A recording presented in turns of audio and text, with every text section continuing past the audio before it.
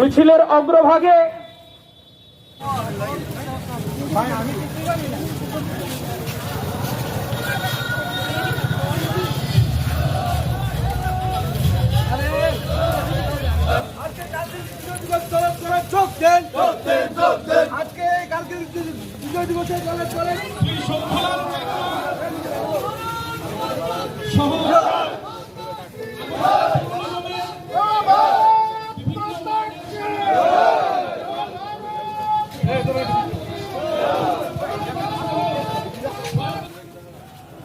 রাজধানীর রাজপথ দিয়ে এই বর্ণাঢ্য মশাল মিছিল ধীরে ধীরে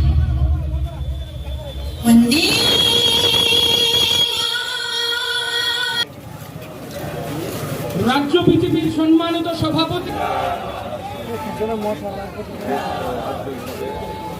যে কার্গিল আমাদের যেই মাতৃভূমি, সেই মাতৃভূমিকে পাক সৈন্যরা একটা সময় দখল করে নিয়েছিল।